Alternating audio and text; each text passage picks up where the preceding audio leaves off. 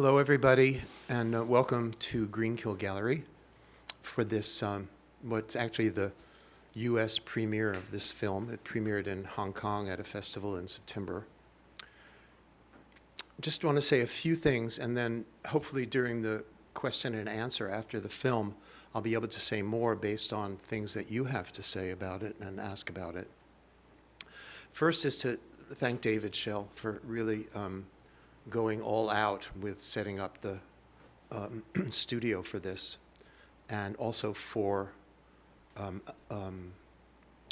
enabling this to be a benefit for the project itself as we try to raise funds for the post-production. Secondly, just a little bit of background. You know, Belarus is a tiny country of 9 million people, and I imagine that many, if not most people, have never heard of it, and probably 1 out of 1 million people could actually put it on a map. And when we got the script for this, which is a play, it was a play written by a Belarusian playwright who has since fled the country. When we got the script, we had this idea immediately to make it. It was to make it on Zoom, actually.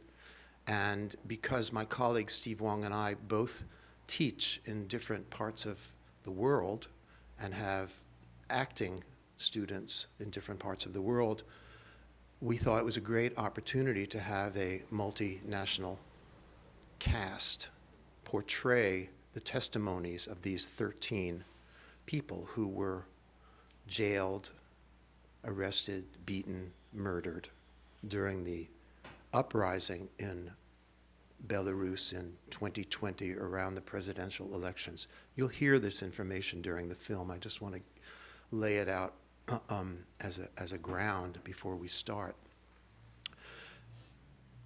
The idea that I had on this was that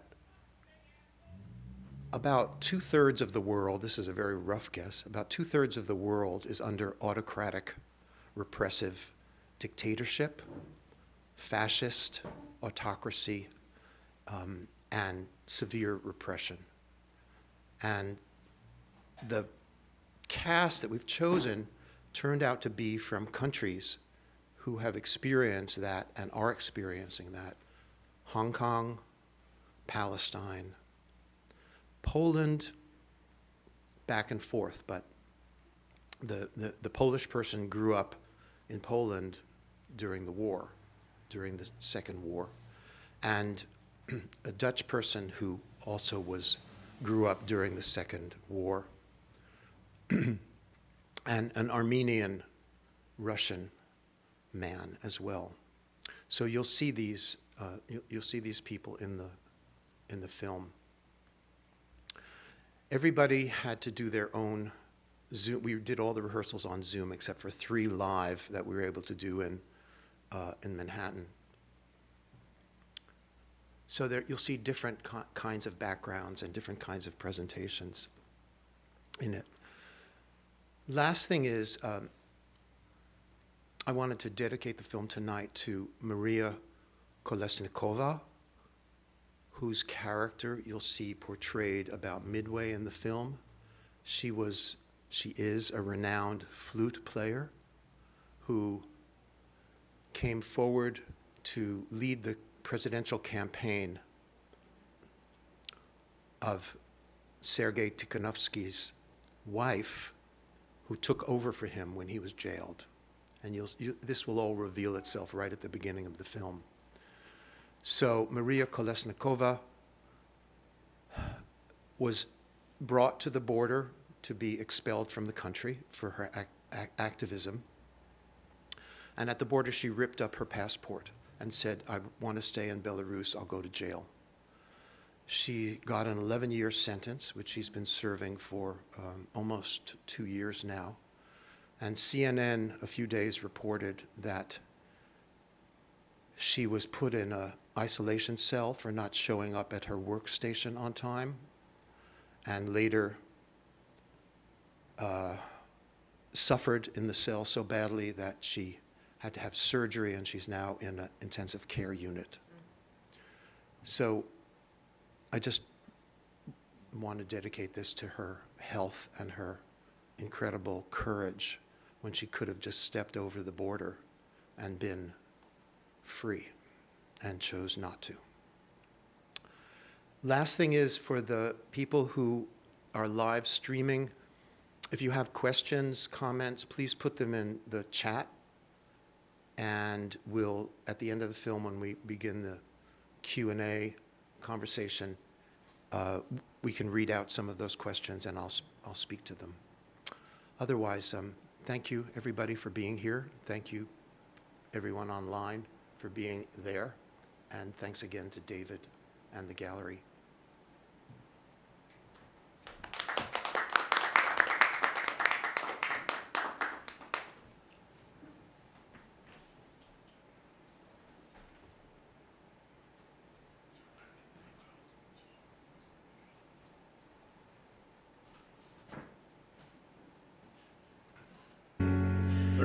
Разбури, турми, мури, прагнеш свободи до бяри. Муркулка рухне, рухне, рухне и поховає свет старий. Разбури, турми, мури, прагнеш свободи до бяри. Муркулка рухне, рухне, рухне и поховає свет старий. In 1994, a few years after the USSR dissolved, Alexander Lukashenko was elected president of Belarus and almost immediately established autocratic rule. When he ran for a sixth term, active opposition grew into a national movement. The sixth presidential elections were scheduled for August 9, 2020. But in spring of that year, Lukashenko ordered both leading opposition candidates barred from running. When a popular candidate, Tikhanovsky, was jailed, his wife, Svetlana Tikhanovskaya, decided to campaign in his place. Wherever she appeared, in the capital Minsk or in the countryside towns of Belarus, large crowds gathered to support her. As her popularity grew, the government crackdown intensified, and her supporters and other dissidents were subjected to random detainment, intimidation, beatings, and arrest. On the eve of that election, Lukashenko announced that he had won 80% of the vote. At that point, outrage and street demonstrations grew daily. Svetlana Tikhanovskaya was detained and forced to leave the country. Independent ballot counts of the election showed that she had won 56% of the vote. What follows are the testimonies of 15 victims of government repression and police brutality. The directors have chosen a cast from 9 different nationalities to portray these testimonies. И он был натхненный и молодый, их незлечено было. И он на площадь вел городы с песней, что близко светло. И запаливали свечки ему, плыл понад площадью дым. І он співав, зруйнуєм турму, яни співали за їм.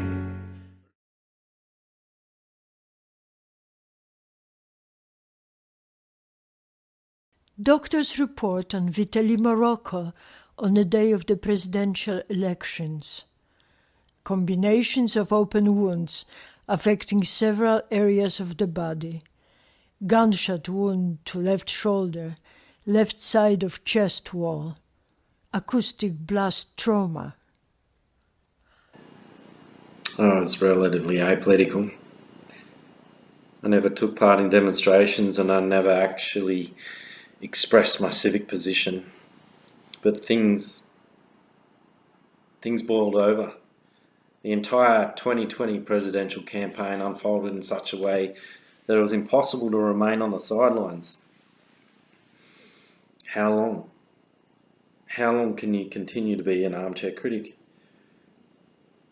My entire family came to the conclusion that the time had come to take our fate into our own hands, to make a choice about how we wanted to live in the future. After the polls closed at about 8 p.m, my son and I, we went to the school to witness the announcement of the final results. We waited a long time. And the final results were still not posted. At about 9:30, members of the precinct commission left the school under escort of police officers. They never did reveal the results.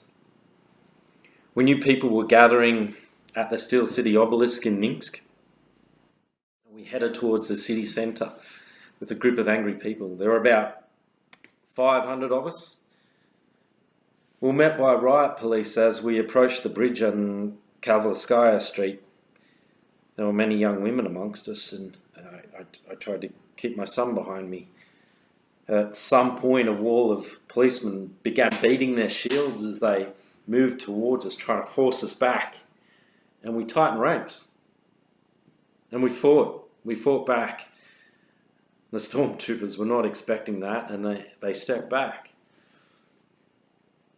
And then they started spraying tear gas as they retreated, such that every time we approached them, we'd end up in the midst of a cloud of gas, and I had this unpleasant taste in my mouth and a burning sensation in my eyes. People began to scatter, and when I saw my son run, I ran after him. Suddenly there was loud explosions and bright flashes, and as I ran for cover, I noticed I had small yellow dots on my clothing, and I had a pain in my arm, and when I lifted it up, I saw a bloody piece of meat. I felt sick. I stopped, got down on my knees. People standing nearby, they came to my aid. A girl gave me a bottle of water. One guy tore off his shirt and put pressure on the wound. Another one wrote down the time of the injury. The bleeding was increasing.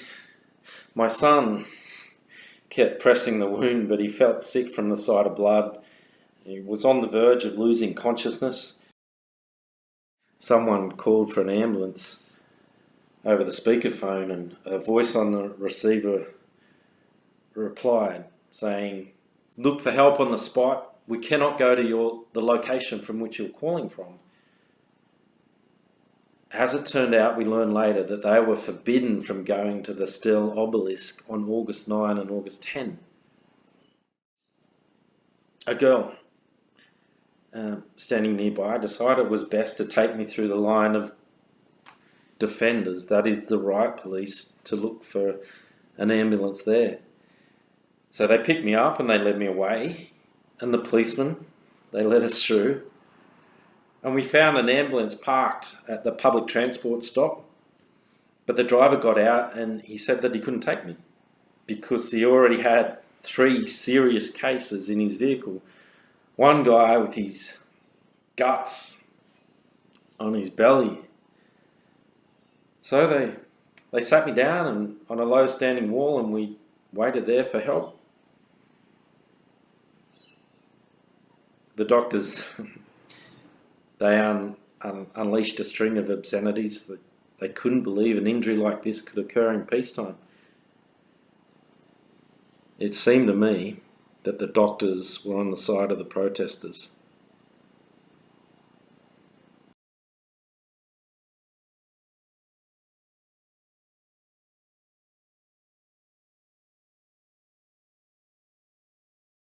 Piotr Kirik, arrested by plainclothes policemen, doctors report. contusion of the soft tissue, bruising of the right and left buttocks and on the chest. I was walking with a friend down Zhuzhsky Prospect on August 12 between the metro station at Prochinovchina and Malinovka. We had no devious plans. We were just going home. We got off the bus and two men in masks, lacking any markings, called out to us, "Hey, come here!" I stepped toward them, and they grabbed me by the arm.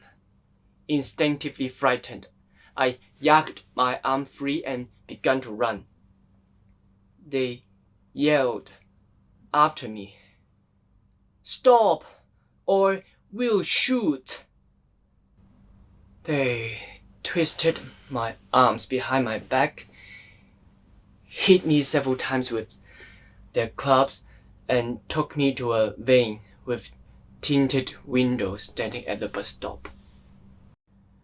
Before tossing anyone to the van, they searched them thoroughly, taking away all belongings, and of course, all this accompanying with humiliating shouts and blows with rubber clubs on legs and back. They demanded that I give them my phone's password. I said I couldn't remember it. They didn't like that at all.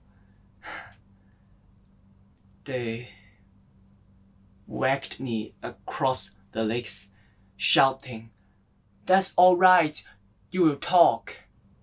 They cuffed my hands and pushed me down on my knees and roughly smashed my face against the window. There were others already on the bus. As I remember, the men in masks spoke among themselves. "Curtain the window and shut off the lights, otherwise they will see us from the house over there."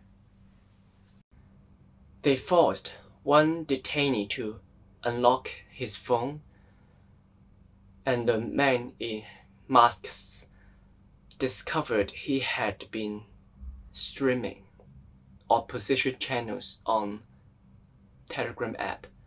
They took him out of the van and beat him viciously. I can still remember his terrible squeals. The officers were wild and they kept saying, "They will rape you at the Okrestina Street prison and then they will kill you.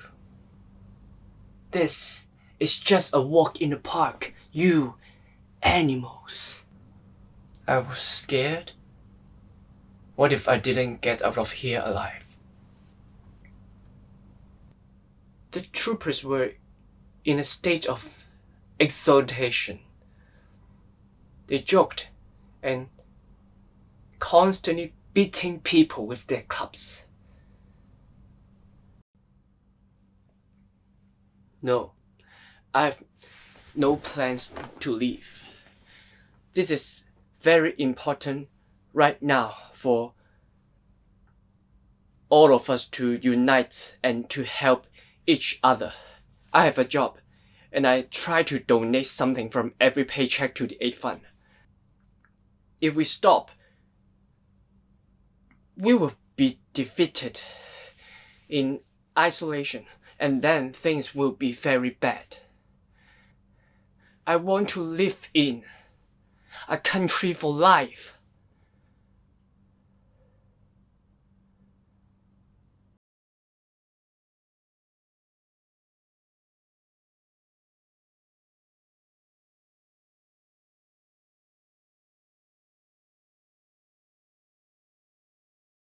Nikolai Statkevich, detained on his way to collect signatures for the nomination of Svetlana Tikhanovskaya, taken to the Leninonsky district police department, placed under arrest for 15 days for participating in an unauthorized protest action.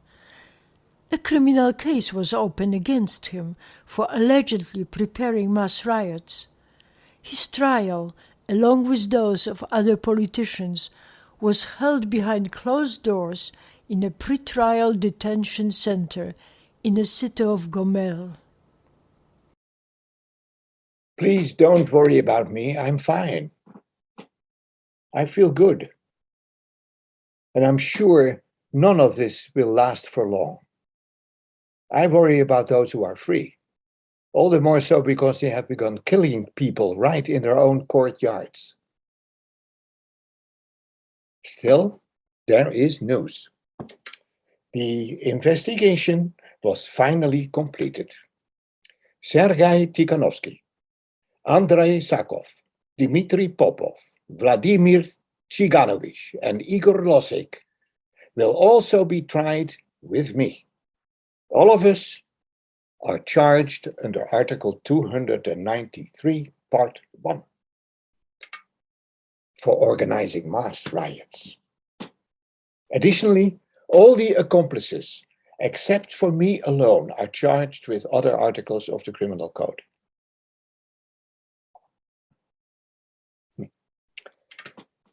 The essence of the crime is described in the charge in an extremely verbose and confusing way, but it may briefly be described as follows. Let me try. Our criticism of the authorities on the internet brought about an increase in people's readiness to protest and led to the gathering of an unorganized mass of people, unquote, who engaged in riots. As such, we are the organizers of these riots. Logic?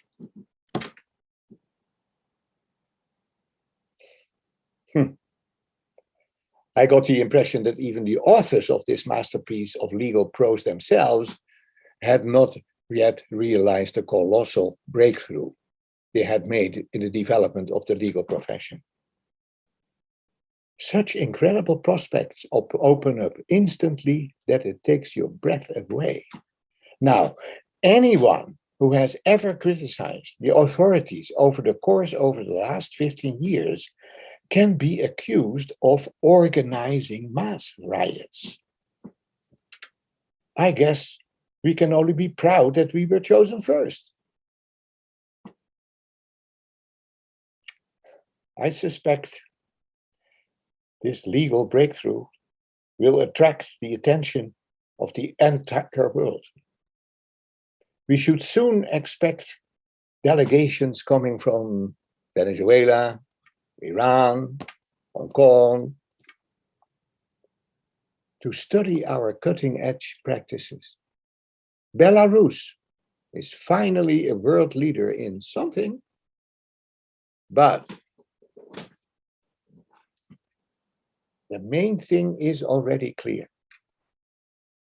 A spiritual revolution has taken place in our country. A lump of intimidated egotists suddenly turned into a united, freedom-loving society. But this transformation was the result of gradual, profound societal changes that took place over a long period of time. A spiritual revolution in a nation will inevitably lead to political change. The people will win.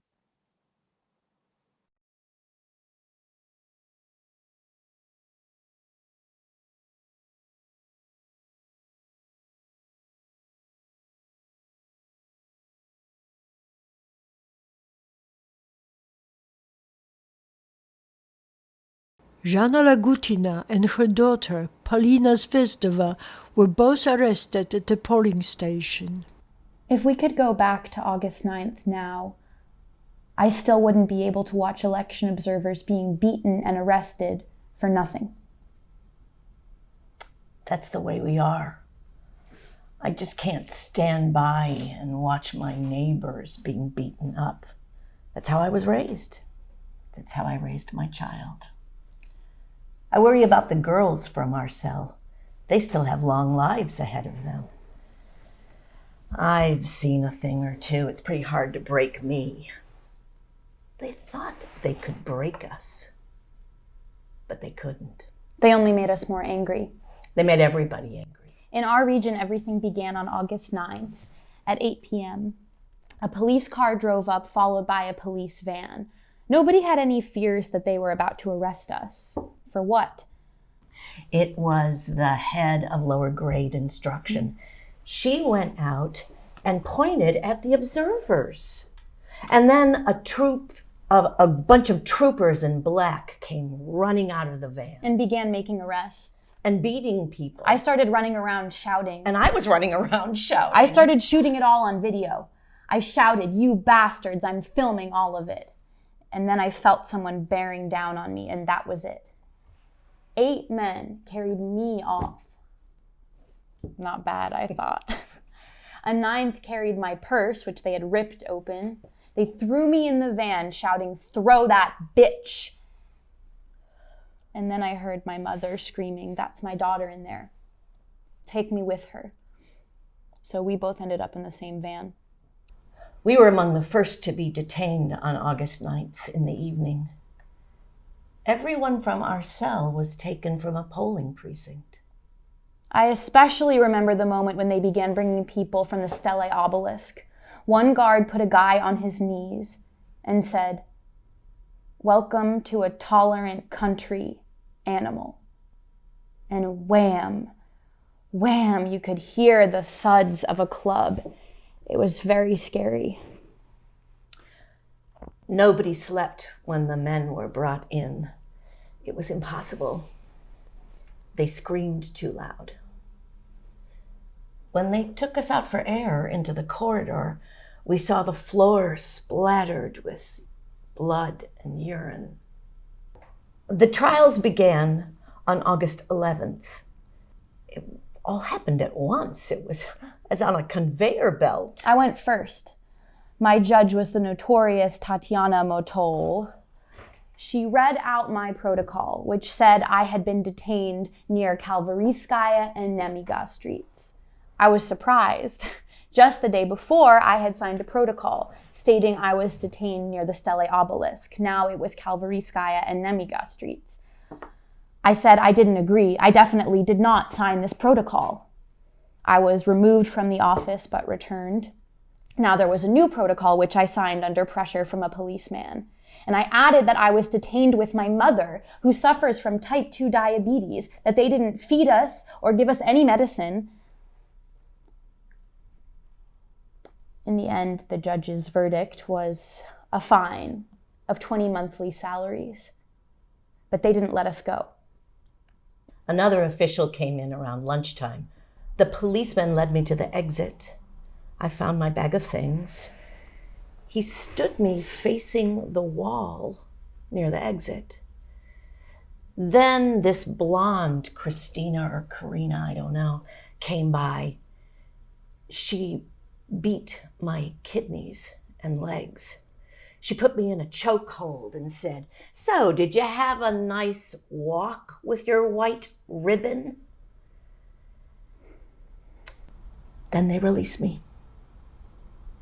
A woman in uniform came into the cell at the Jodina prison and asked what our jail sentences were. "I basically just have a fine," I said.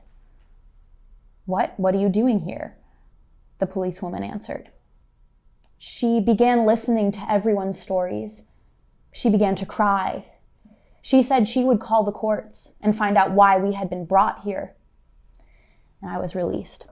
There were so many people, and all of them were so beautiful. They stood with flowers and posters.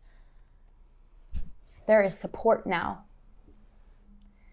We had no idea what was going on the outside. We thought everyone was sitting home alone. We figured all this had frightened them off. At first, I was frightened to walk down the street. I thought they would arrest me again. Whenever I went walking, I was constantly turning around. I thought maybe I had looked at someone crosswise, said something wrong, or crossed the road in the wrong place. All the women in the cell became like family to me. Wonderful women. I will never in my life forgive what they did to my mother. I will not forgive this inhuman Christina or Karina or whatever her name is. I want a real international trial. I think they deserve to be punished. Forgiveness? I don't know, to be honest. Do they need my forgiveness? I do not think they do. I will never forgive them.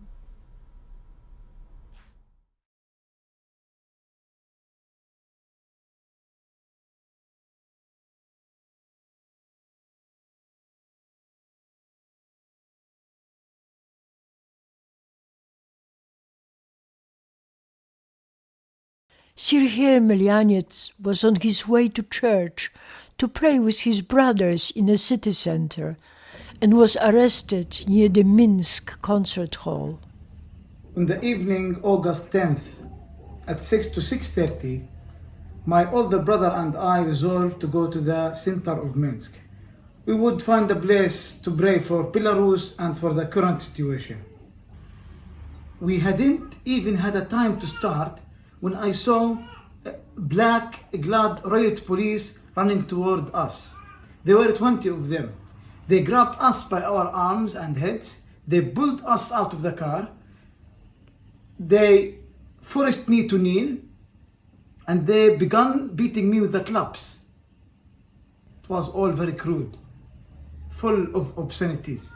I said, I come here with my brothers to pray, nothing more. At that moment, I felt electricity shoot through me. He had tasked me with a stun gun. At first, he tasked my feet a couple of times, and then my arm, and after that, my back, in the area of my heart.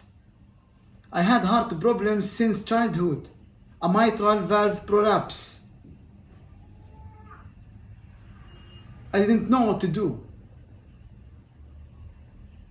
My answers did not satisfy him. Every wrong answer, and I was tasked again. They twisted our arms behind our back.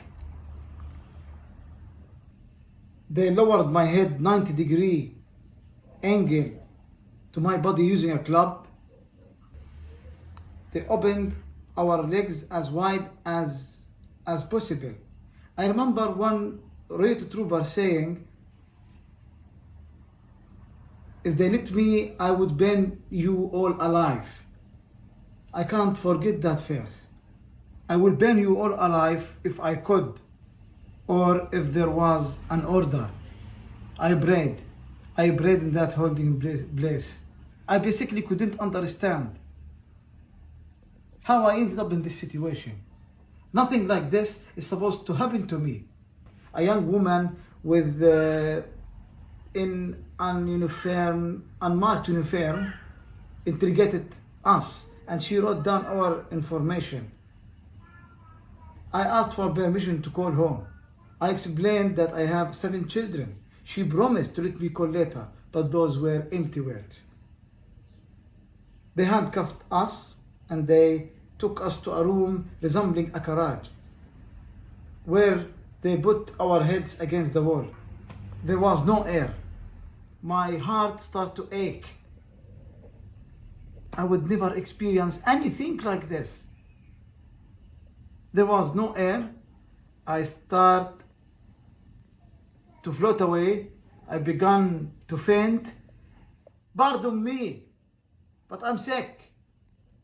I have a very bad heart, and I was tortured with a taser. I'm getting very sick. I shouted to the policeman. The policeman was afraid that I might die right then and there. So they brought in a doctor from an ambulance. He examined me. Take him to the ambulance, the doctor said.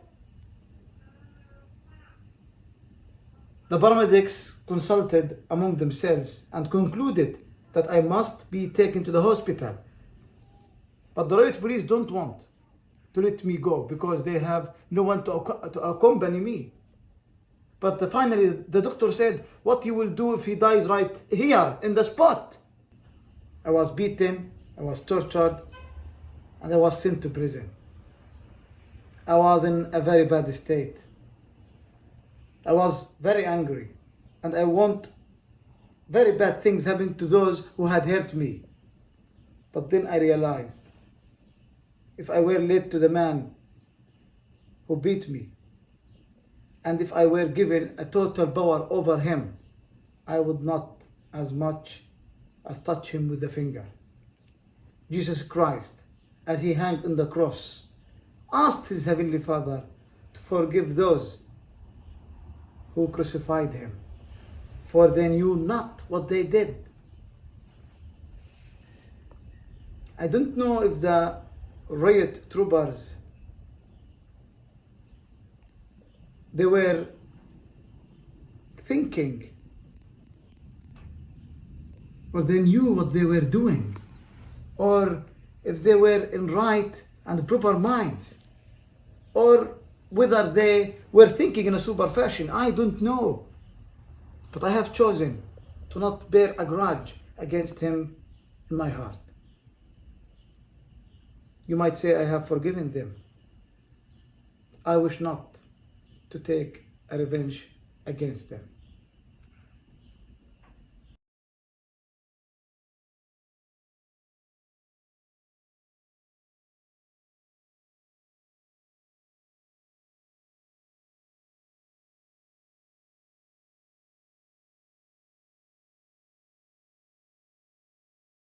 Alexei Berezinsky, held as a political prisoner, sentenced to 3.5 years in a maximum security prison, ostensibly for rioting. On March 8th, I usually get into my car, drive to my friend the florist, buy 200 tulips of different colors, and set out on a marathon delivering flowers to my mother, my sister, my wife, my mother-in-law, my brother's wife, my daughter, and many others. In short, every man will understand me. I like to see the smiles on the women's faces. And there were many smiles on such occasions. Spring, sun, and tulips. But something went haywire this time around. There was no buying flowers. The weather was horrible. Although throughout my almost 5 months in prison, I hardly saw the weather at all. I know you're worried about me. Don't be. If this is the price of freedom, if this is what is fated for me, I can handle it. There are hardly any criminals here. Everyone knows everything, perhaps more than those who are still free.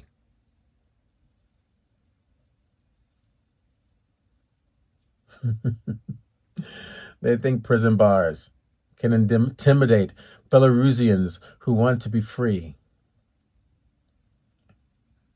No one here is going to be reformed by any bars. How can you imprison an entire nation? When you're incarcerated, you don't think about yourself. There are people here to do that for me. They wake me up. They search me. They give me food. They search me again.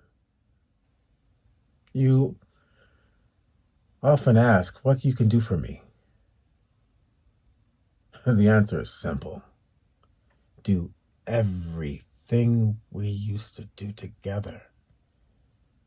If I know things are all right with you,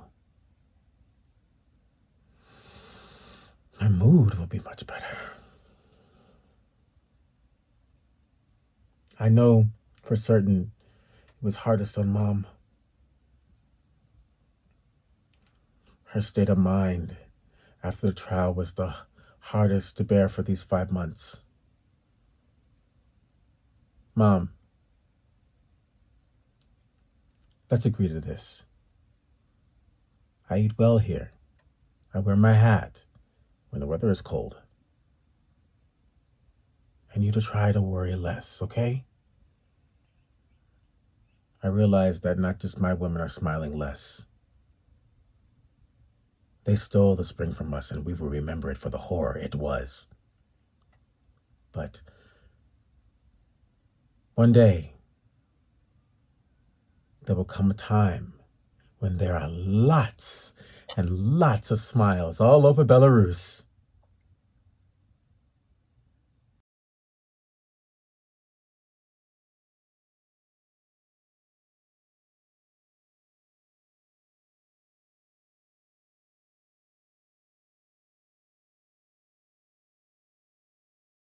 Maria Kolesnikova, well-known musician who headed the presidential campaign of Svetlana Tikhanovskaya, was kidnapped by unidentified Belarusian special forces on September 7. I was kidnapped on the 7th of September in the center of Minsk. Many of us knew that such things were happening, but this incident displayed the full cynicism, lawlessness, and criminality of the Belarusian police force. In order to preserve the power of one single dictator in the center of Europe, they subjugate dissidents to kidnappings, imprisonments, beatings, torture, and even murder. These crimes are anonymous and they go unpunished, but the persons behind them have very specific jobs in very specific state structures. And I will now speak their names aloud. After my abduction, I was dragged forcefully into the office of N.N. Karpienkov, head of the Belarusian Special Police Force. He yelled at me, he threatened me, he insulted me. In his room were two other gentlemen, G. Kasakiewicz, First Deputy Minister of the Police, and A.U. Pavlyuchenko, head of the Analysis and Operations Center. They invited me into what we might call a conversation. One often sees these men in the official media. They gave me an ultimatum. Either I would leave the country and could do once abroad, I could do whatever I pleased, or they would throw me out, alive or in pieces. They would break my fingers and shut me up in prison for 25 years. Our conversation lasted until late at night, with one rest break in a solitary cell. I got an eerie feeling from those dark, damn, smoky corridors with pictures of the old man staring down at me from the walls and the showcases with pennants and flags and other KGB old artifacts. You felt as though you had been transported into an old Soviet movie. Our riveting conversation lasted until very late at night. Among the many questions they had, they wanted information about me. Was I the author of certain texts? Why do I assert that the elections were falsified? On what ground do I claim that Svetlana Tikhanovskaya had won? Was I engaged in organizing unauthorized mass events?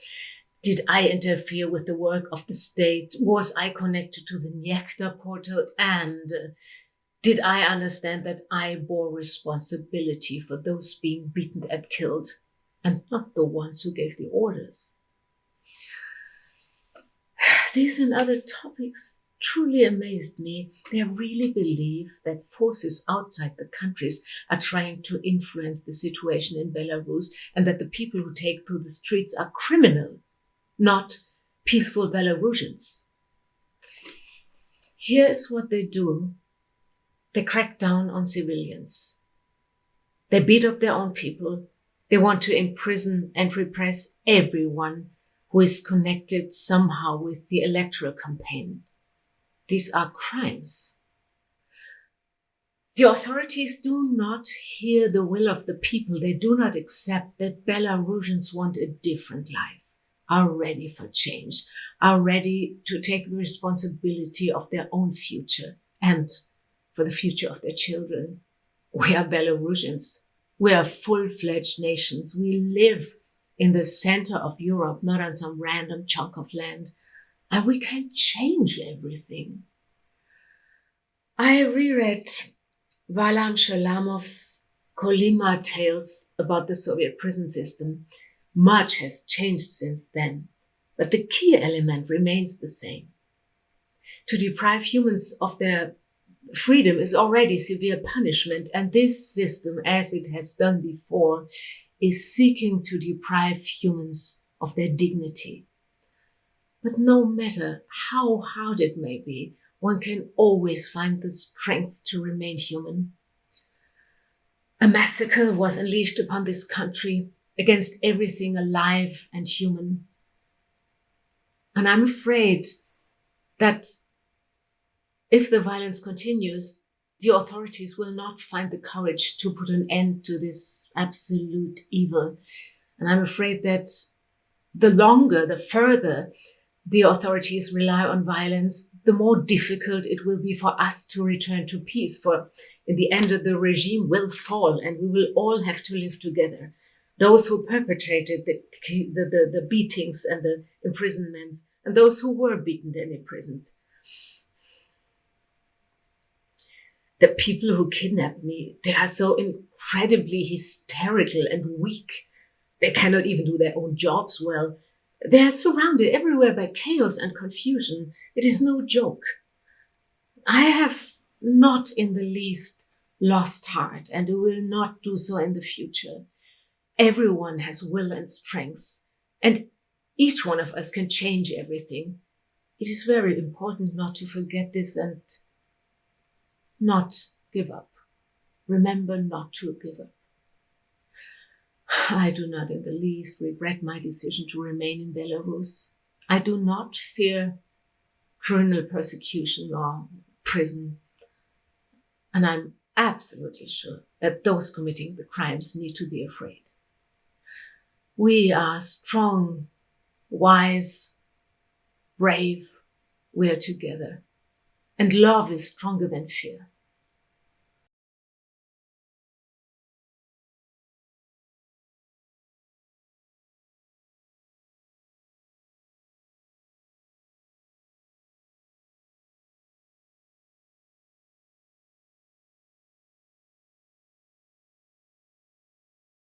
Roman Zurich came to a polling station to witness the posting of the final vote result, detained by stormtroopers on the spot.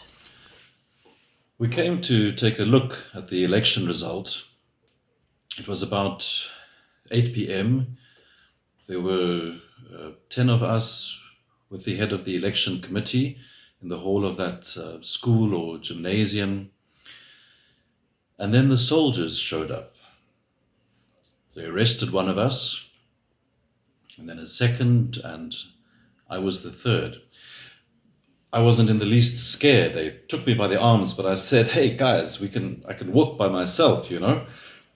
So they loosened their grip, led me to the bus, and from 8 p.m. until midnight, we sat on that bus. The guards, they were decent enough. They treated us politely. It was as if they were embarrassed. They didn't know why they were doing this.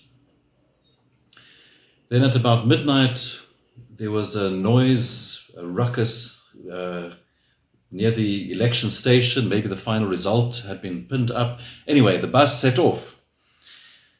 And when we arrived at Oklistina Street Prison, all normalcy ended. This normal attitude was over. They took you off the bus, threw you face down on the ground like a convict. I saw a man lying naked, pleading for help. At first, I thought he was drunk.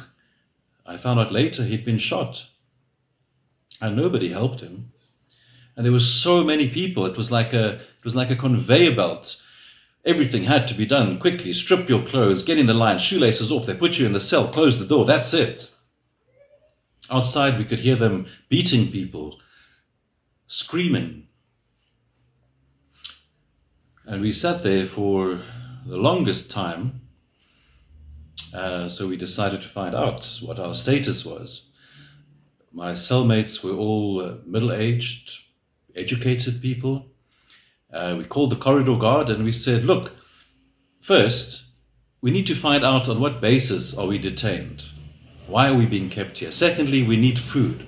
And third, we need to be able to call our relatives to tell them where we are. Through a food hatch, we made a deal with the other cell that if our conditions were not met, we would start to make a noise. Gave them half an hour. Corridor guard said that he would pass this information upstairs. And half an hour passed, and then a row of guards came running in. And through the food hatch, we could see what was happening in the cell next door. They were dragging people out, hands behind their backs, face to the floor, being beaten with batons. We got quiet. They took out a second cell in this way, and then it was our turn.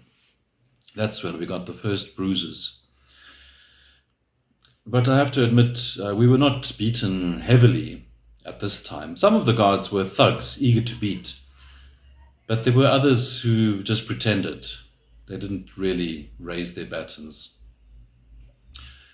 On the third day, the judge had arrived, we were taken out, and the trial began. The judge was like a talking head, and the trial was like a conveyor belt. He just gave everybody 15 days, 15 days, 15 days. I signed a paper. And the point is to get out as uninjured as possible. There's no sense in struggling when you're a victim and helpless and a hostage. And I heard what Viktor Babariko said. He said that the system is not Lukashenko himself. The system only survives because there are people willing to fulfill his commands. But as soon as enough people stop fulfilling orders, the system will collapse. It has already begun to collapse. It's like a domino effect.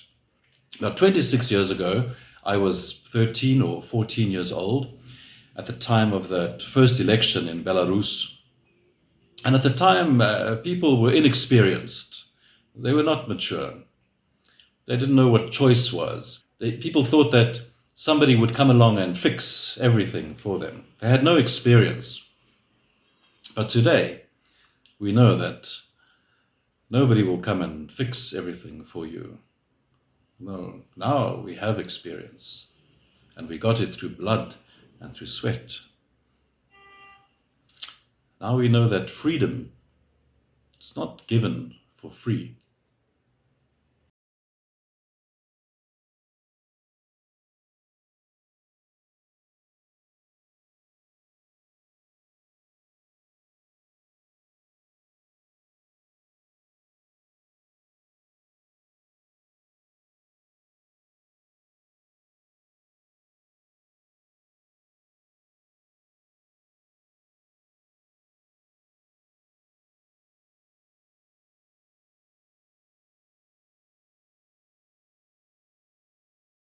One day after the election, stormtroopers violently pulled Marina Karabanova and her husband out of their car and transported them to the Oklistina prison. We finally got home on August 10th. We were able to connect to the internet, and once again, We were horrified at what was taking place. That evening, my husband's brothers came to visit.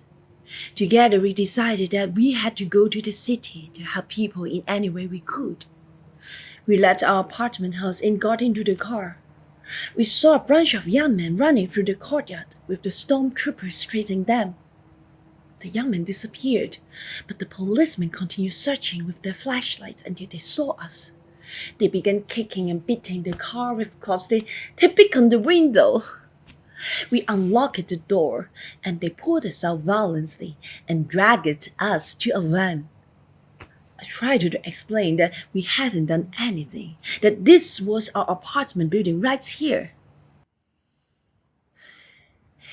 We didn't know we were taken to. No one explained anything. They immediately led me into a room. A man entered. He cut off my white bows and ribbons. He made a show of discarding them. I asked if I could call my parents. I explained that my parents are retired, that my mom is disabled. He said I couldn't do that, but if I admitted my guilt, I would be home tomorrow. Next, a woman came in. It was the famous blonde Christina, the stormtrooper with a ponytail. She ordered me to completely undress. She made me squat naked. She constantly accosted me with humiliating comments. After I was dressed, she took me to the corridor.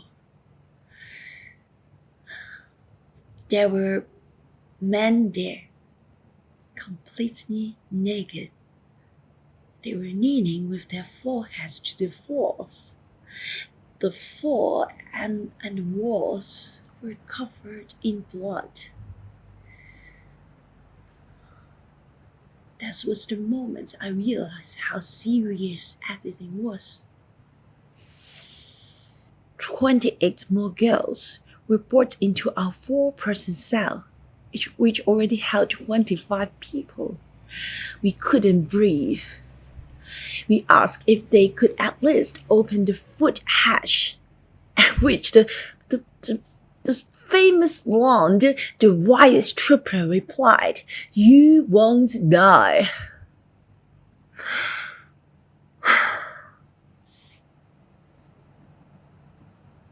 At night, we heard people were being beaten.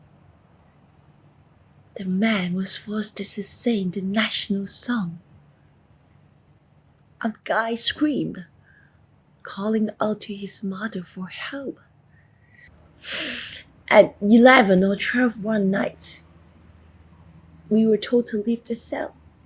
They took us through the corridor.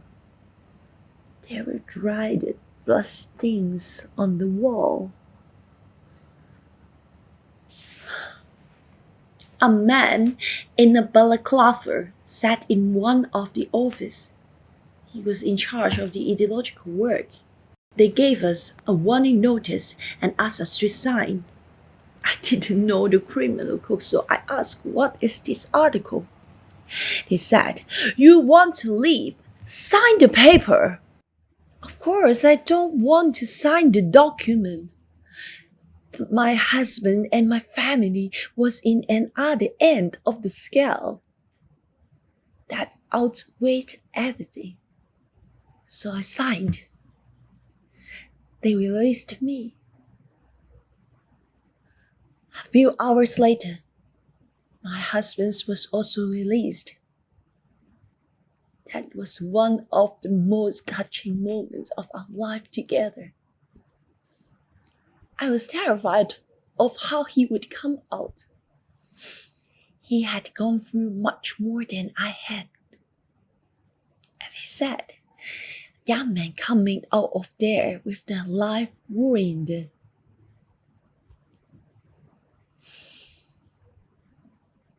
Two months after I was released, my father who were a healthy person got a heart attack.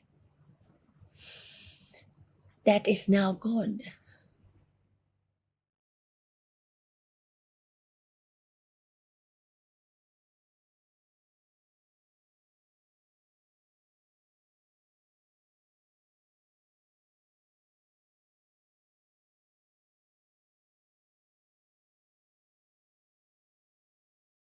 Anatoly Kudlasevich was detained on election eve while walking his dog, illegally sentenced to 10 days in jail.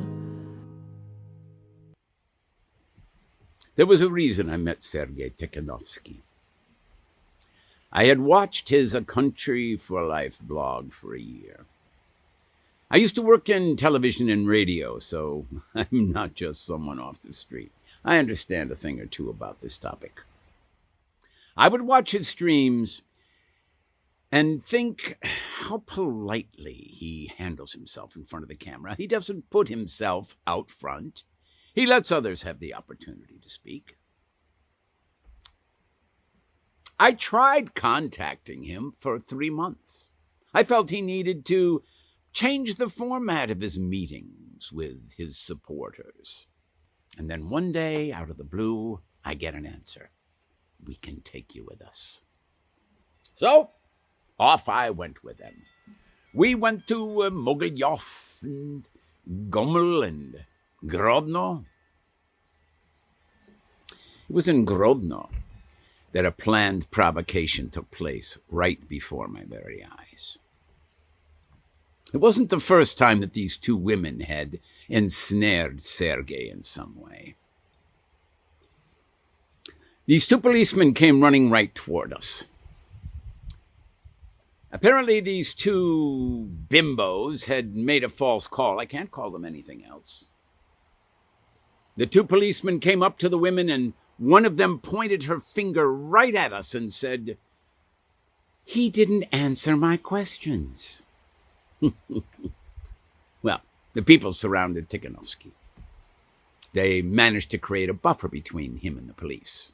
I stood there with my guitar, and I saw one of the policemen fall down. His shoulder stripe lay beside him in the ground. A man standing right beside him said, "I saw the policeman fall down and tear off his own shoulder stripe." It was all planned. A shameful, lowly provocation. Well, I assumed that they would follow me. But I am already of such an age where I fear only God and my wife. I was arrested August 2nd, 9 a.m. I was out for a walk with my dog, and they seized me right on the street. We knew that the elections were illegitimate. People had come out to protest. The authorities were shooting. We knew some of the factories had gone on strike. We really hoped that all the factories would grind to a halt. We have been resisting now for half a year, gaining inner strength. Of course, winter is winter. It rolls in on you. You talk to friends, you meet dog owners on the street. Now they'll arrest everyone. People are afraid, they say. What have you got to be afraid of? Did you kill anyone? Bully anyone? Did you steal anything and defraud someone? What have I got to fear? Let them be the ones to fear. Those who break the law and beat people and kill and steal. Let them be afraid. Let those who build extravagant palaces for themselves be afraid. Why should I be afraid? I walk under God and before God.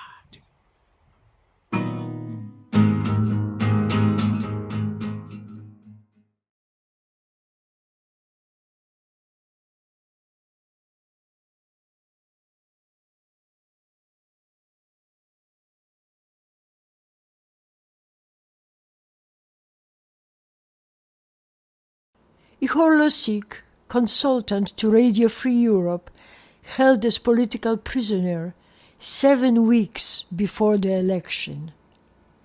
Hey,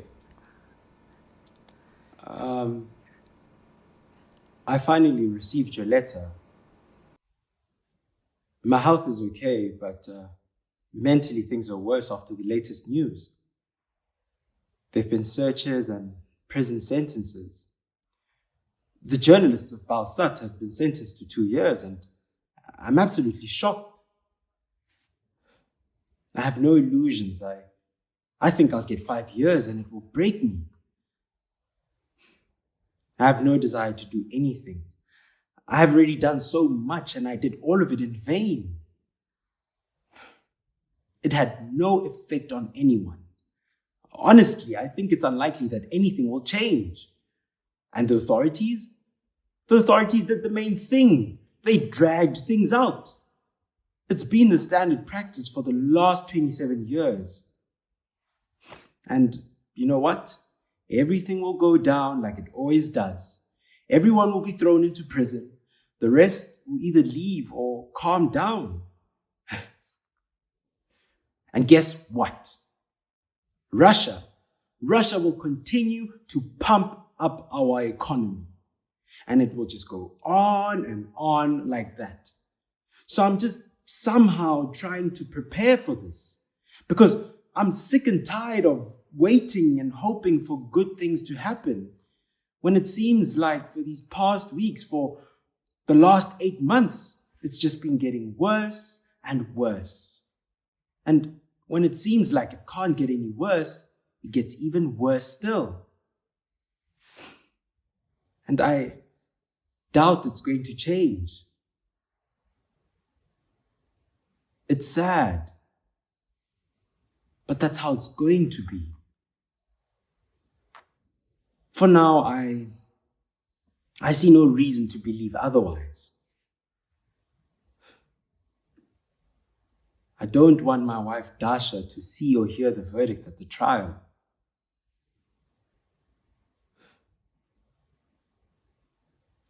In all honesty, I think it would be better if they just shot me quick, so I wouldn't even have to witness any of this.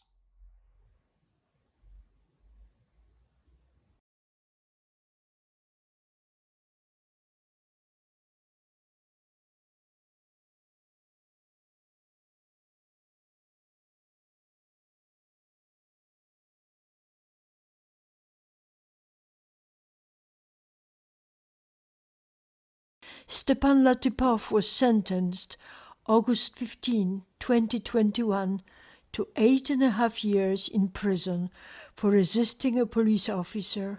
Eventually he attempted to commit suicide during the trial by stabbing himself in the throat with shards of a broken pen.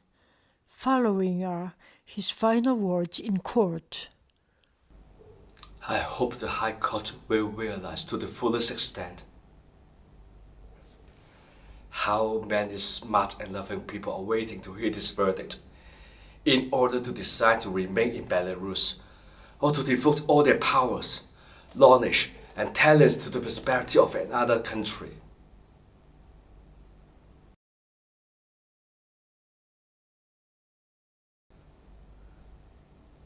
I was pulled into a police van by men in masks on September 15, 2020. They twisted my arms behind my back and put a trash bag over my head. They turned the radio on full blast and began beating me. And they beat my buttocks with clubs so hard that no bruises were even left. I couldn't sit for 3 weeks after that. I screamed inside my black trash bag. But they only laughed. They said, "We're working with the alphabet. We've just begun with the letter A. Soon we'll begin with the letter B." And they said, "Quit screaming. You're taken off. Skaya won't hear you."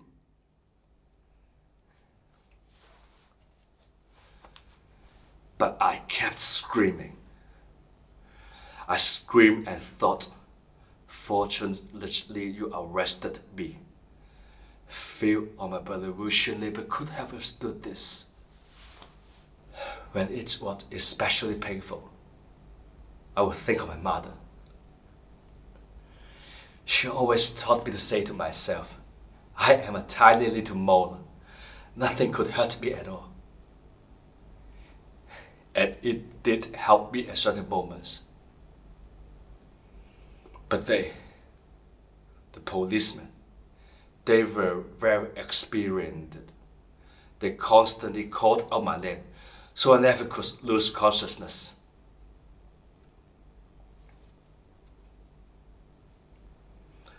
Then I began to prepare to commit suicide immediately after my interrogation.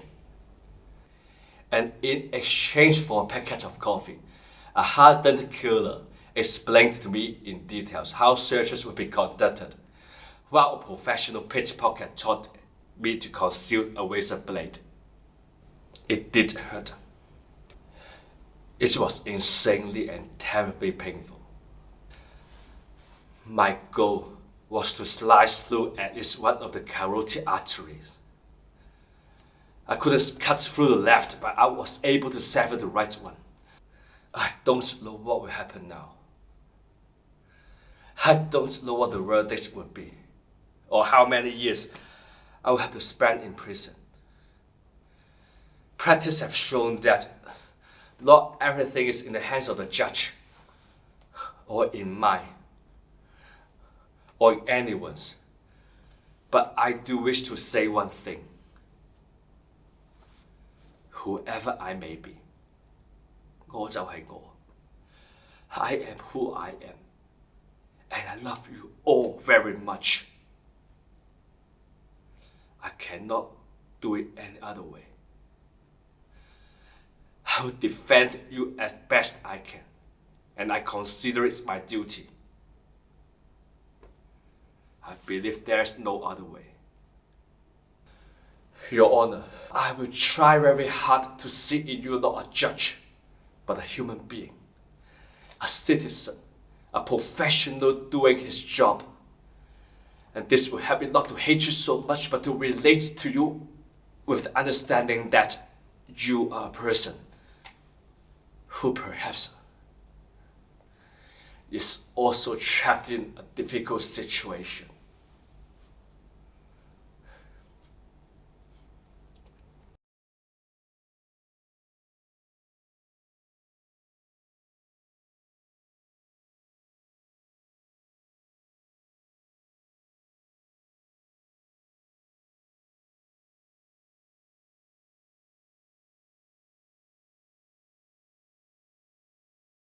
First arrested on August 9, 2020, Witold Ashrok was sentenced to 20 days in jail. Arrested again on September 19 and charged with violating 2 articles of the Criminal Code. Sentenced to 5 years in prison. Моя любимая мама, my dearest mother, I received your letter yesterday before lights out, and I read it over and over again. It's short, just a few words, but it is so emotional and heartrending that my heart aches to read it. I miss you too, Mama. People are wrong to say that you don't need a mother when you are an adult. I remember everything about how you raised Andre and me, how you wanted us to grow up to be decent people. Right now, it is very important for me that you are healthy and you are joyful for your children and grandchildren. It happened as you planned. You brought Andre and me up well. Nobody will ever dare to accuse your sons of being thieves or crooks. On the contrary, I was sent to prison precisely because I told the truth and encourage others not to make peace with bullies. Mom, Had I not led the revolution in Lida, I would never been able to respect myself. If you no longer respect yourself, how can you expect others to respect you? Who would respect us, Belarusians, if no single person among us been willing to take the responsibility of rising up in defense of the truth? Mama, people respect me. You raised me correctly. Мама, люди уважают меня. Ты воспитала меня правильно. Fortunately, there are marvelous people among us, and they supported me wholeheartedly. Now that I'm temporarily in prison, they support me even more. They send me letters and postcards. They send me packages and money. They subscribe to newspapers for me and pray for me in all of Belarus's cathedrals and churches. I receive so many letters, I'm barely able to answer them all. People write to me from Berezovka and Lida, from Grodno and Minsk, from Brest and Vitebsk, from Mogilov and Gomel. Belarusians who emigrated but still worry about their country write to me from United Kingdom, and they write to me from Belgium and Finland and the United States. There are even Brazilian Belarusians. Только вчера вечером я получил 17 писем. 17 писем. Идут телеграммы со словами поддержки. Весь мир гордится и поддерживает нас. The whole world is proud and supports us. Мне пишут белорусские ксенцы из Минска и Витебска, чтобы поддержать с Пасхой, и чтобы выразить слова поддержки и восхищения тем, что мы не миримся с неправдой. Мама, люди уважают меня. Ты воспитала меня правильно. Уверен, тебе говорят на улицах Березовки часто эти слова. Верь, мама. Я обязательно вернусь домой. Помни, мама, 5 лет я сидеть не буду. Идут перемены, и они принесут мне свободу и встречу с тобой. Крепко-крепко тебя обнимаю. Твой сын Витольд. Big hugs. Your son Witold.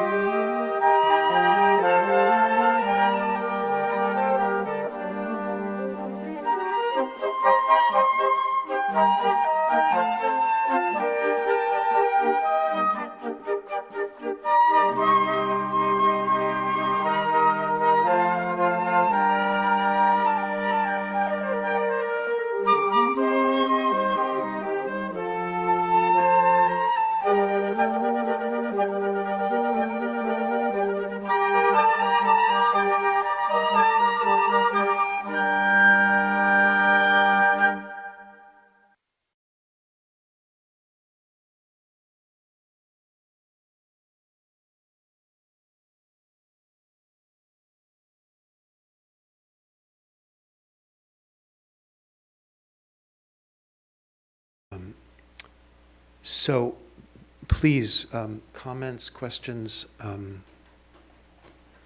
or I'll just keep talking.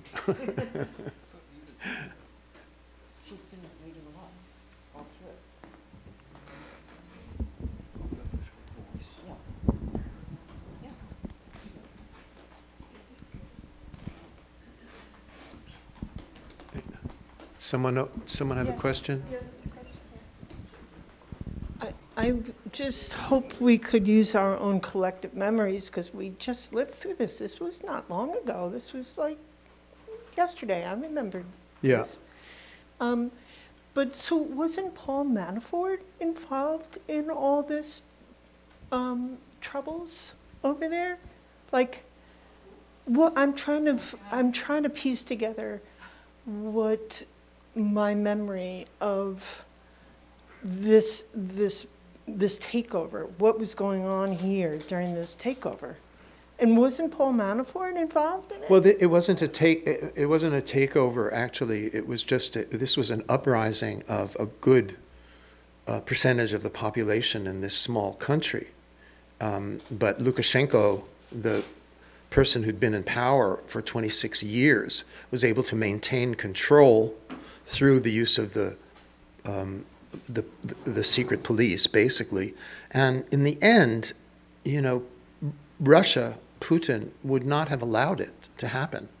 They would have come in and crushed it one way or the other if Lukashenko couldn't handle it. I mean, Russia can't afford to lose that country, to lose that huge eastern border and that huge southern border to Ukraine. Was there ever a time that Belarus had any independence from Russia? Briefly, yeah. I mean, there were 5 years between the time that the Soviet Union dissolved and the time that Lukashenko came to power in '96. And it's, Jenny and I were there in 2016. Yeah, I remember. And it's people were not talking. The few people who talked came up to us in very safe conditions and talked. But generally in the streets, people were not talking. It was that kind of, repressive cultural situation. It's a very, geographically, it's flat, marshy, and forested. It's why during the Second War, the resistance forces were able to outmaneuver the Germans in those forests, in the Belarusian forests as well as the Polish forests, because they knew the terrain, and it's a swampy, forested terrain. It was perfect for resistance forces who were native to that area. So no, Belarus is a country that's gone back and forth between Russia and Poland. During the war, it went back and forth between Russia and Germany. I mean, the Soviet Union took over Belarus basically as soon as the war began, and with the Stalin-Hitler pact, Soviets thought they were, had control and were beginning to Sovietize the whole country.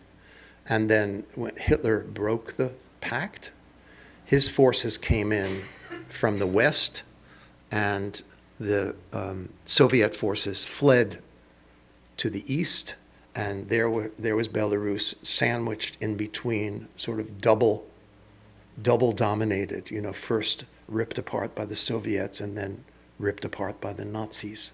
Just like Poland. Yeah. So it's a beleaguered history. I mean, at one point in the 17th or early 18th century, Sweden controlled Belarus. I mean, that's how weird geopolitics is in Eastern Europe. But Steve, on behalf of Mary's question, she's asking if Paul Manafort I don't know anything about it. Does anybody know anything about what was going on in August 2020? And was anybody... I don't know who that is. He was one of Trump's people. he was the head of Trump's campaign. Yeah, I don't know anything about that. I had, in the research we've done, nothing came up around that at all. Yeah. Steve, I'm wondering what took you to Belarus in 2016? What was your interest? Well, it's a story worth telling, I think. The short response to that is that all four of my grandparents came from Belarus. And the only one whom I really knew extensively was my grandmother, who would, never speak about it. She would never speak about it. But there's a lot of documentation about the shtetl, the village that they came from, which is came through what's called a memory book in Hebrew or Yiddish. It's called a Yitzker book. It's a memory book, and these books were compiled by people who immigrated outside of these shtetls all over Eastern Europe to various places in the world, and their first generation children who were able to collect letters, photographs, maps, any piece of documentation they had, stories, interviews, newspaper articles, and put them in this rather large book. So in 1975, my family got a copy of that. Well, they probably donated, X amount of money, got a copy of that book, which, I worked through that book I was just thrilled to have it. I mean, I was practically the only person in my family who was interested at all. It's like it skipped a generation. My parents were totally busy being first generation Americans, successful middle class Americans. It really, where their parents came from was of no interest to them. Somehow it skipped that generation and it passed into me. Oddly, I only recently remember that I got a master's degree from the Eastern European Institute at Columbia University. But it seemed to have nothing to do with Belarus at the time. But there are these echoes of things. So the story about Jenny and me going to Belarus is like this.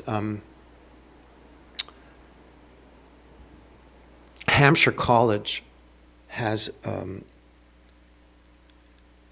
houses a Yiddish library that began as a street-to-street effort by a guy whose name I can't remember, who wrote a beautiful book about it and made a video of it. And he collected Yiddish books from all over the East Coast, and then people started sending them from other places. And he would go around in a rented truck and personally collect these books from, old men and old women in apartment houses deep in Brooklyn and Queens and the Bronx.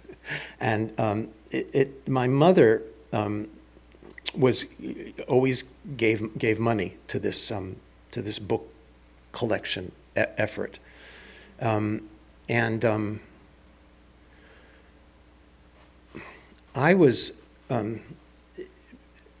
had the very unusual experience of going to an after-school Yiddish school for 6 years.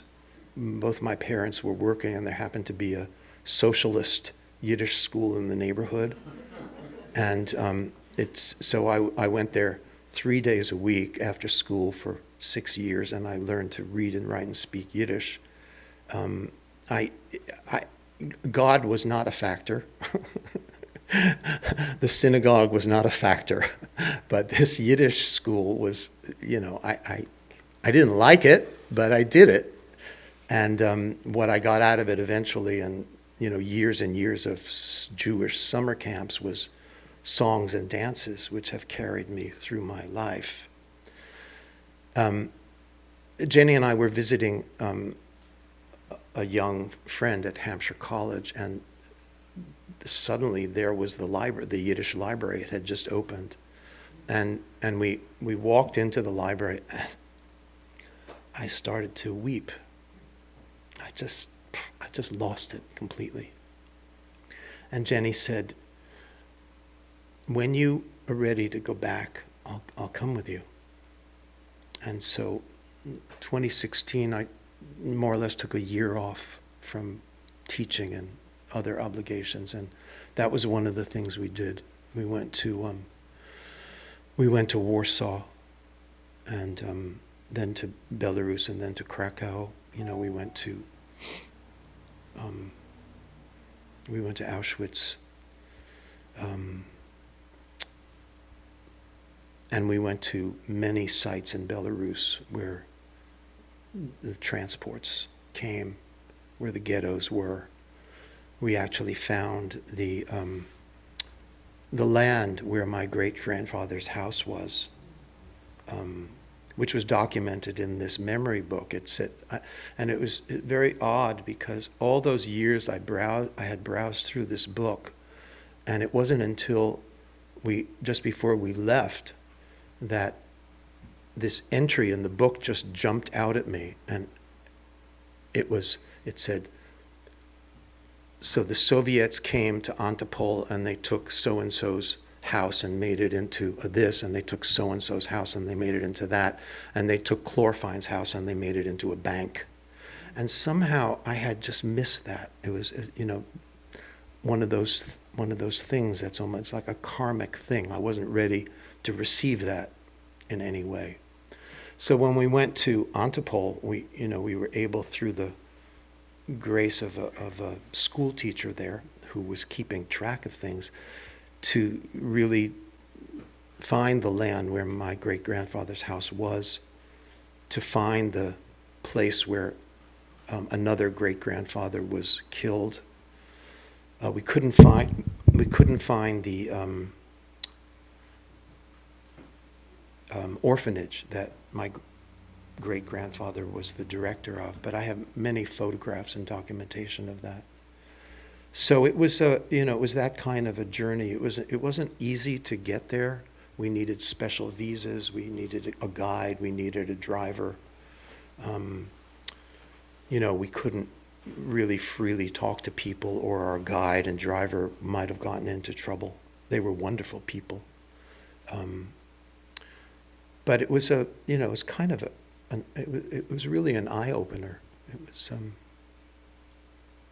so that's the long story of that. I mean, I'd love to go back, but probably in this lifetime it won't happen unless Russia collapses as it is, and then Belarus will collapse probably shortly after that. I mean, if Putin goes, Lukashenko's finished. The one little piece I would add was the knowledge of the guide that we had, and the knowledge of the school teacher in Antipol, which was Steve's family's little shtetl village, and how deeply they wanted to preserve the fact of the Jewish population and the disappearing, entire wiping out of anything Jewish, and the care that they took with Steve to give him all the details they could about his family. But there was just this feeling of repression. I mean, it's the only word I can use. We were in towns, and there's, of course, it's communist. There's absolutely, there's so little anything happening on the street, and people would be walking home and they would be bowed down, and very little to buy in the stores, and you just felt this kind of half alive, half dead country. It was really, really sad. And then finding the burial places in the woods, in the forests, the great big trenches and mounds where thousands of bodies had just been shot and dumped, was, I mean, it's like nothing I'd ever experienced. Railway lines just ending in the wood, and then the signs of mass grave at the end of the railway lines in the forest, no marking, nothing at all. I mean, it's devastating. It's devastating. So I was going to say, there was one thing I wanted to say, and of course it's gone out of my mind, but if it comes back, I'll offer it. But it was very moving to be there. It really was very moving. And I have no idea, well, we kind of guess what's happening in Belarus now. They're participating in a war against Ukraine, and goodness knows what's happened to all these people. It's a moot point. I mean, Yeah. Lukashenko is afraid to deploy Belarusian troops because there has been and there will be sabotage. In fact, there was so much sabotage that they passed new laws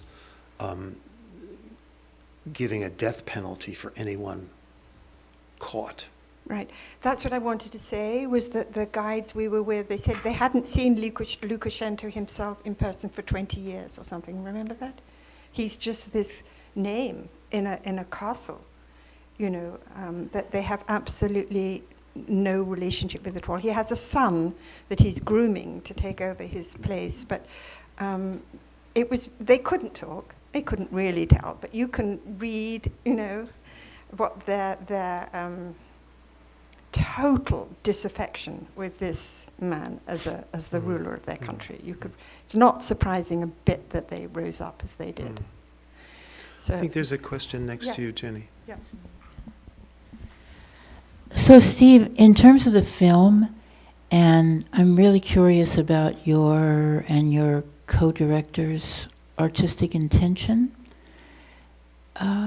I think you started this project when Trump was still in office? Yeah, we started at early February of this year. So I'm wondering if for you both it is a representation of the terror that goes on in the world, or is it a cautionary tale for us to be careful that we don't go this road? Yeah, thanks for that question, Joanna. I think that for me it was a way of expressing my own grief about what has been going on in America. I mean, I'm not the person to document that. There's ample documentation and brilliant writings and talks given by people, but I felt like we at that time, and still are really, 2 steps away from fascism in this country. And it wouldn't be looking like any other fascist. It would be a particular American brand of fascism that we've already known in our own history, starting from day one of white people coming to America. But in our own lifetime, some of us have lived through, McCarthyism. There's so many things to name, really.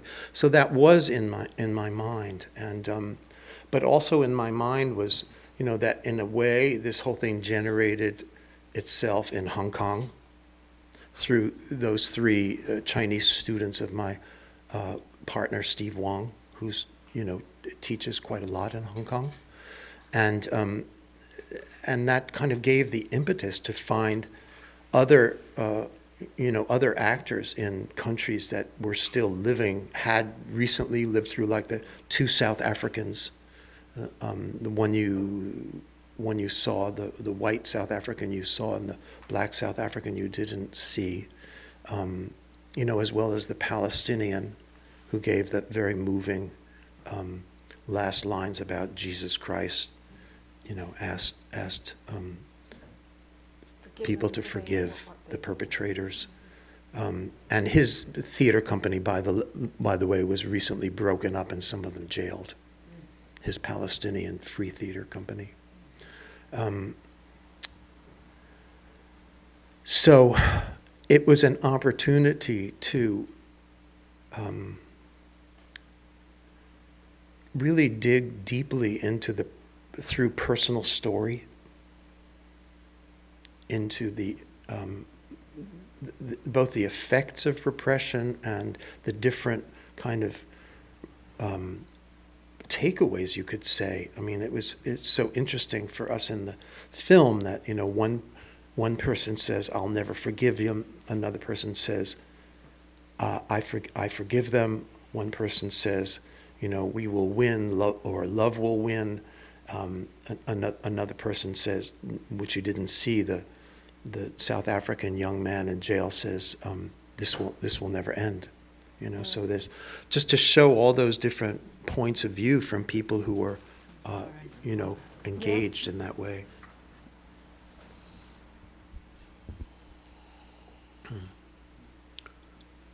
So anything coming through the chat room? That nothing. Okay. Yeah. Yeah. Okay. And just to clarify, the stories were on this side. Oh, okay. Gotcha. The stories were written by you and your partners, or no, the stories were written. They're all first-hand testimonies, interviews, and letters written by the people, who are being portrayed by these actors, and they were collected and edited by Andrei Kuracek, the playwright, and just since it might be of some interest, at first, being theater directors ourselves, in my case more performer than a director, Steve Wangh and I were very reluctant. We didn't even cross our minds to change anything. But as the process went on, we realized that, the translations were sometimes not great, that things were redundant, that didn't need to be there. So we started to do quite a lot of editing, and also to bring the film within the standard documentary length of a independent small documentary, which is no more than 75 minutes. I wanted an hour. We struggled with it. We came down to 74 minutes. And I guess the other piece that was very interesting to me, the Palestinian man, it was like he was not saying, I forgive. It was like, I will not harm them if I was in the room with them, if I wasn't. So there was this difference between saying, like, I don't know that he was actually saying, I forgive them, but he was saying, I would not, take retribution, but. Yeah. Yeah, he said he wouldn't seek revenge. Right. Yeah. Yeah, I mean, there's so many different takes. I mean, the musician, Maria, very, very strong. I mean, can you imagine the choice she made not to cross the border into a non-Belarusian country and to stay there, and knowing she would be jailed and knowing it would probably be brutal. And here she is in the ICU unit, this young woman. Do you know if they broke her fingers? No, they didn't break her fingers. But they did make her sew patches on army uniforms, like they said they would. Yeah. I mean, it's for me, and I'd love to hear anyone who has any thoughts about this that come up for you. For me, it's really brought up, what is martyrdom? What's the line between martyrdom and setting an example? I know personally that I would have taken my passport and crossed the border. No, there's no question about it. I don't think there's anything in me, in my constitution, that would want to stand up for anything where I was going to go through that kind of torture. I think it's a matter of the individual coming to a decision of where they can do the most good. And somehow, I would take your decision, Steve. I would leave the country and justify to myself somehow that I could help my country on the outside. But I imagine, I don't know that she thought of herself as a martyr, but rather as a bodhisattva, or someone who could work within the country, and probably even in prison still wants to do that. Yeah, yeah. But it's just it's something that I think we can all contemplate. Is where do we place our lives? Are we really working in the right place in the right way? Just to keep asking that question, because all of these situations, have very strong incidents behind them. people who burn themselves. I mean, even in America, the several people who have burned themselves in just protest, given themselves over to martyrdom on behalf of of climate and environment. You know, but it happens all over the world. For me, the question, what's noticeable to me is the question around if you're living under dictatorship, and at least one, if not two generations in Belarus have been living under this dictatorship. Am I right? I mean, at least that is and then the staggering numbers of people who's without very much information traveling between them. There was this spontaneous arising in terms of, this is our country. Their sense of national identity was really, really striking. And I'm wondering if that is one of the impacts of living under a dictatorship, that quietly underneath, there's this extraordinary strength of, we are Belarusians. You remember the pride with which they say that, the strength with which they said that, and the number of people who said there was no alternative to but go out and help people. Mm-hmm. So they've underneath this dictatorship is formed a strong network web of unity among the people. Mm-hmm. I don't know where that plays with martyrdom, but that was one of the things that came through in watching the movie this time. Yeah. Do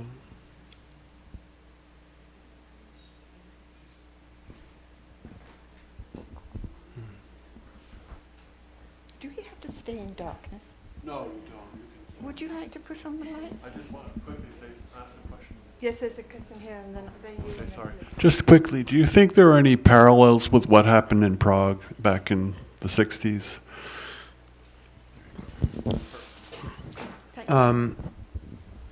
Well, Prague was culturally very different. You know, it had been an epicenter of learning and art, culture for a very, very long time.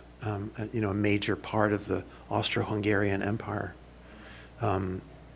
and the similarity, I think, is in the, you know, what was called the Velvet Revolution in 68 in Prague, and this was a variation on a Velvet Revolution, but it didn't get as far as the one in Prague.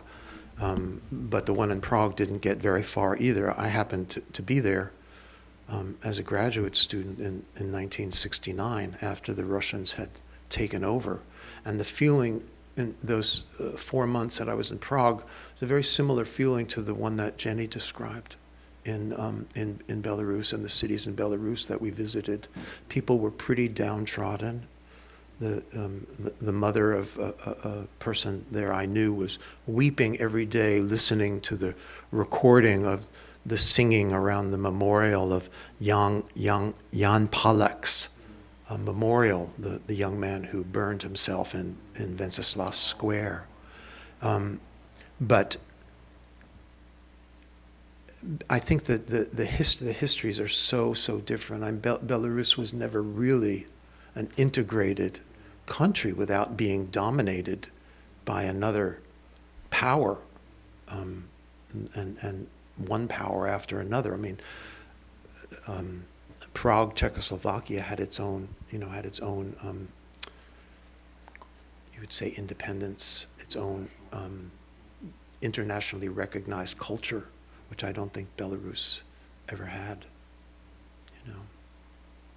But it was a similar. There were similar feelings for me, and you know, my brief interludes in both of those places, and 50 years apart, 45 years apart. Yeah. The special forces and police that are so brutal, the way they're described in the film, they almost seem to be mindless, as if they've been drugged. You know, they don't seem like ideologued or to have a strong view of why they're doing this or what the rationale is. I mean, maybe this is how special forces are everywhere, I don't know.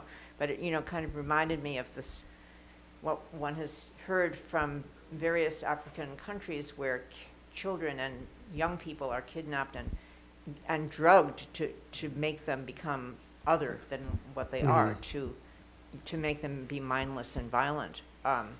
You know, they almost had that drugged quality. Yeah. Just they were operating like automatons. Well, they're well paid.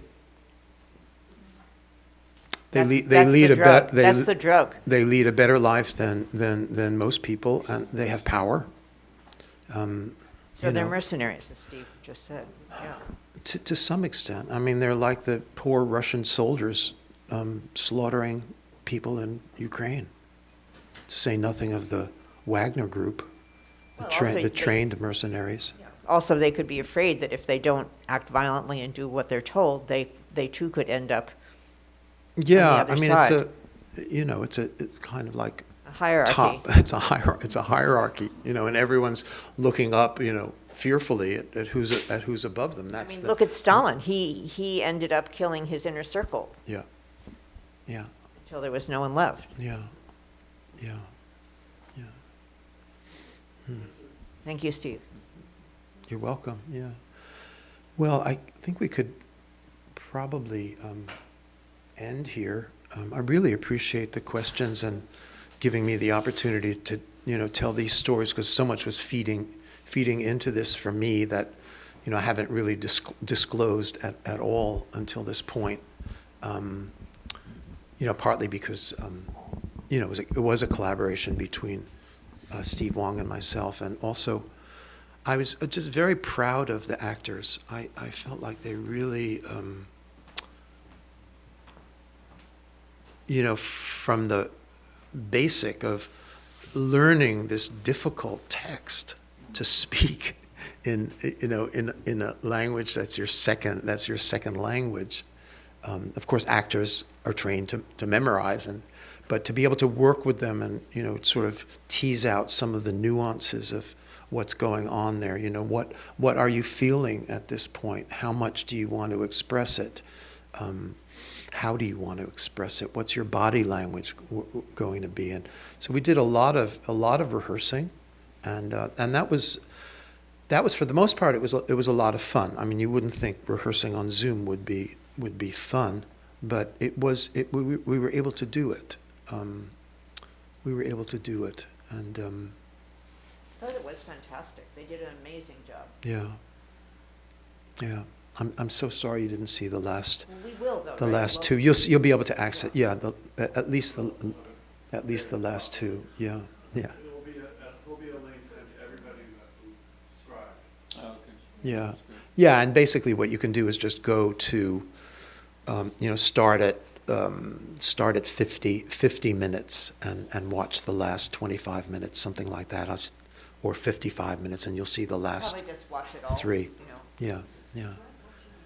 Anyway, thanks again to David. I'm sorry. And thanks everyone for handling the technical difficulties so well.